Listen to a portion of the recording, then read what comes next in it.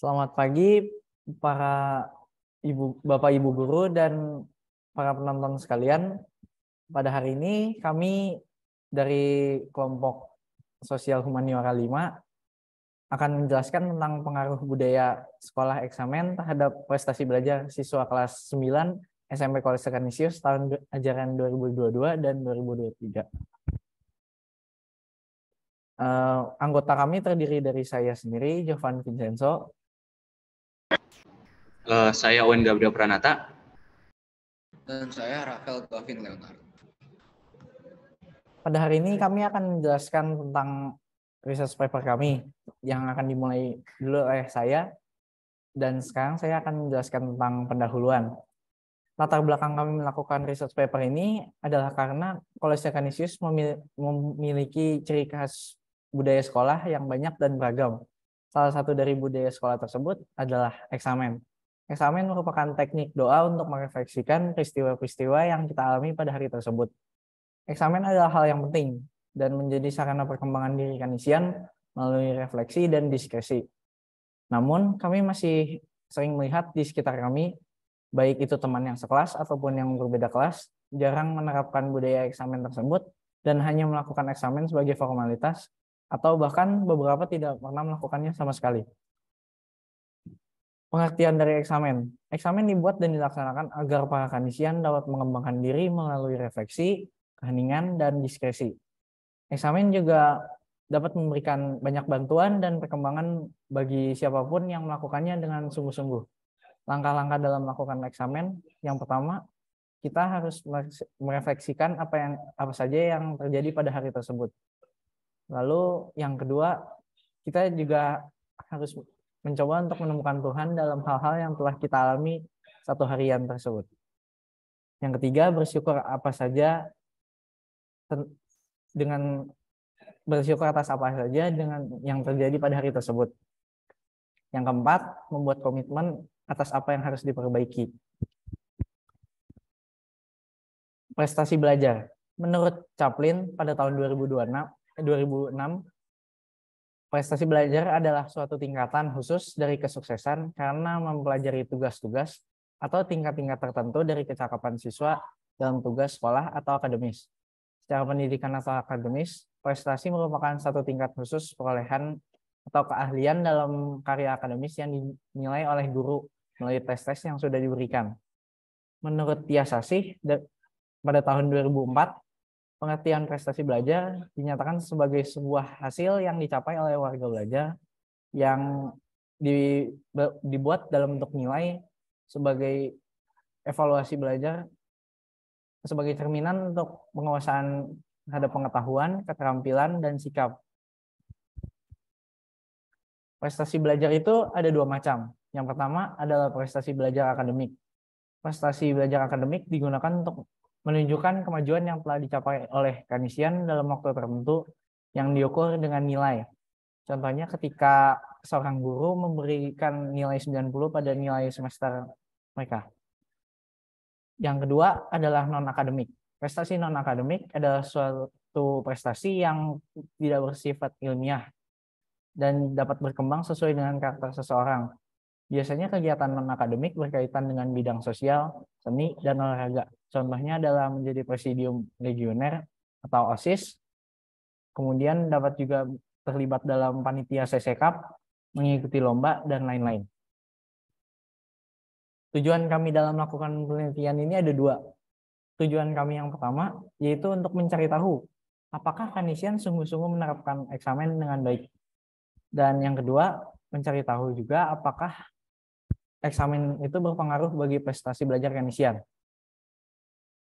Research gap yang kami gunakan adalah methodological gap.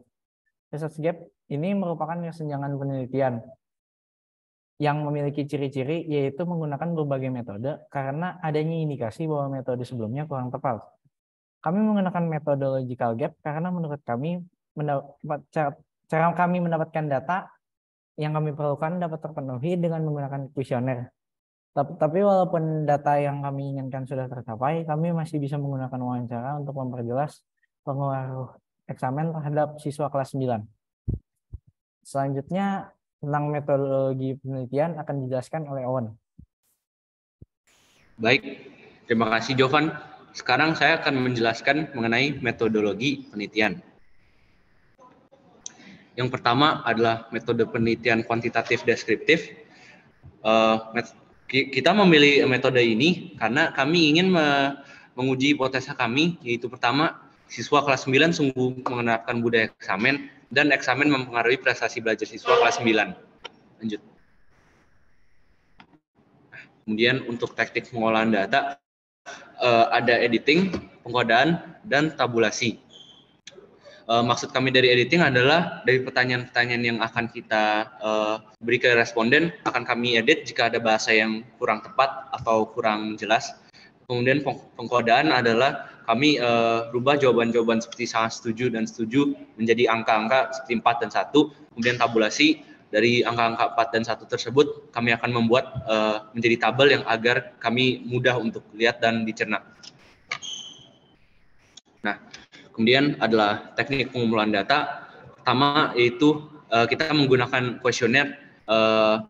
Kuesioner merupakan sebuah pertanyaan yang harus diisi dan dijawab oleh responden agar kita dapat mendapatkan data.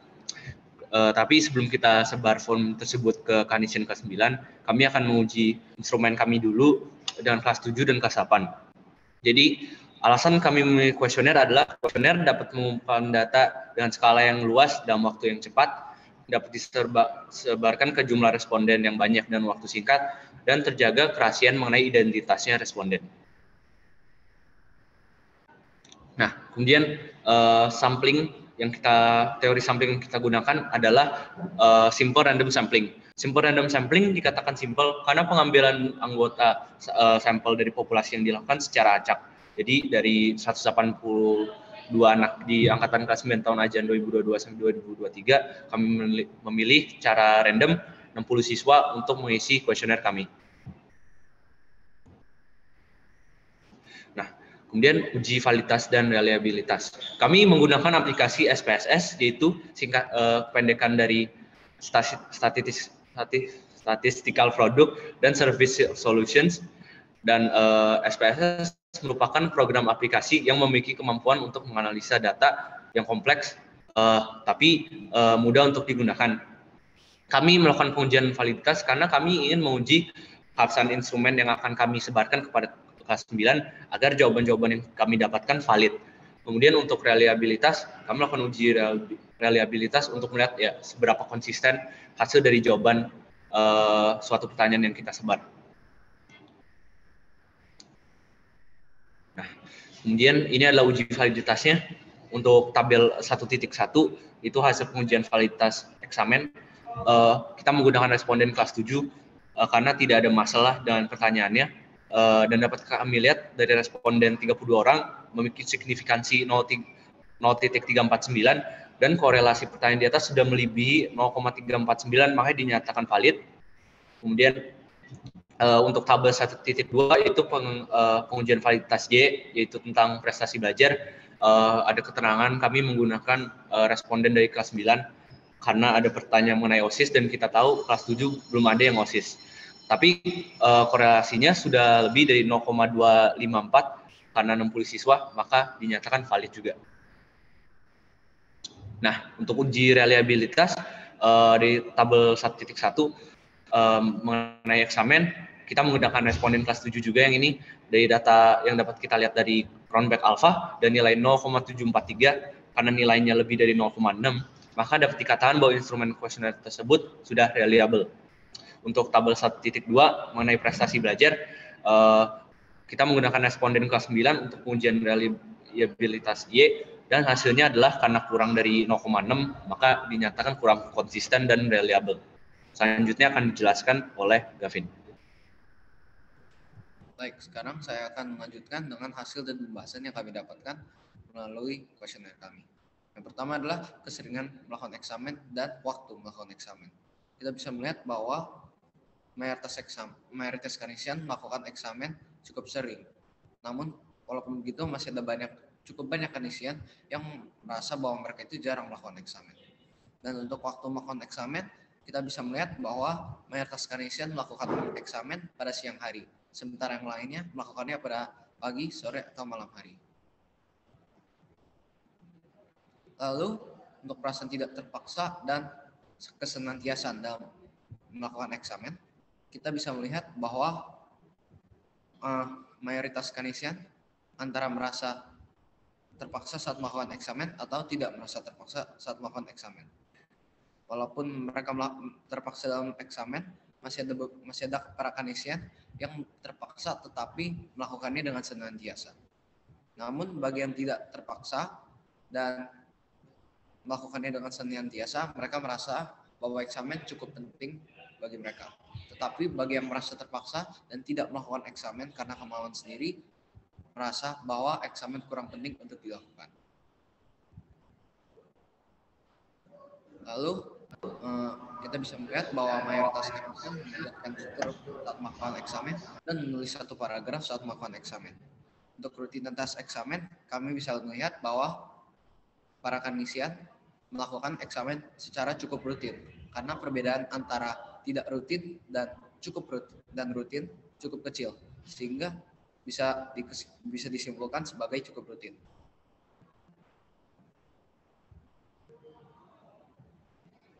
Lalu dalam bagian prestasi belajar dalam sisi akademis, kita bisa melihat bahwa mayoritas Kanisian mendapatkan apresiasi akademik dan mayoritas apresiasi yang didapatkan adalah magna cum laude, yaitu nilai rata-rata 88 ke atas. Lalu prestasi belajar dalam sisi non-akademis, kita bisa melihat bahwa sekitar setengah dari para Kanisian mendapatkan apresiasi non-akademis, dan prestasi non-akademis yang didapatkan adalah summa cum laude, yaitu di atas 250 poin.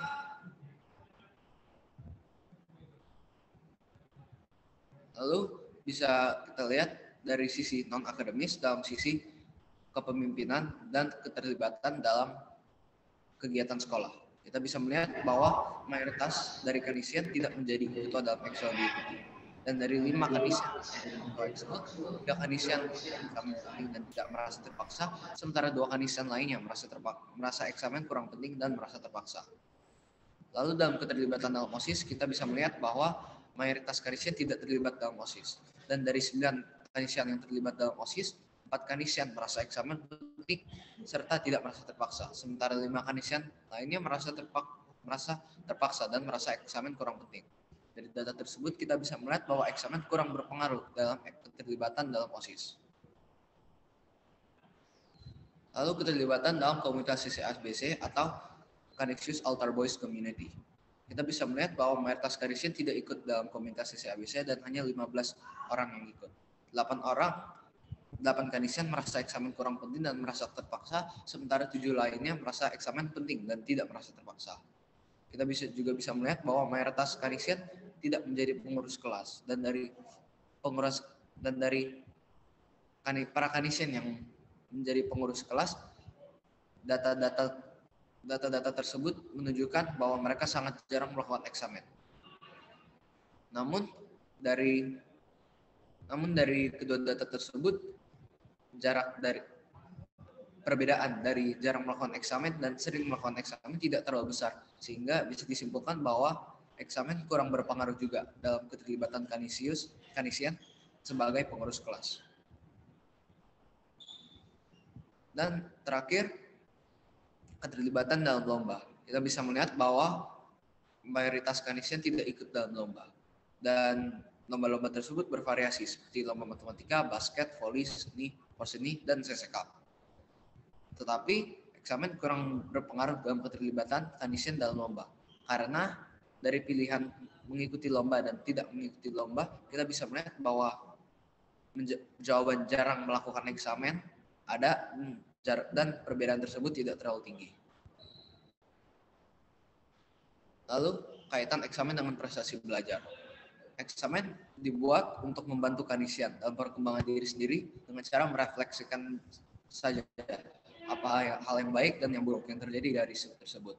Kanisian yang rajin melakukan eksamen seharusnya akan sadar tentang apa masalah yang sedang dihadapi, serta bagaimana cara dia bisa mengatasi masalah tersebut. Contohnya, tentang ketidakpuasan saat mengerjakan ulangan. Jika Kanisian melakukan eksamen secara rutin dan sungguh-sungguh, dia akan menyadari bahwa dia kebanyakan melakukan hal-hal yang lain selain belajar. Lalu dia akan berkomitmen untuk lebih magis dan memperbaiki dirinya. Dan secara perlahan-lahan, nilai prestasinya akan meningkat.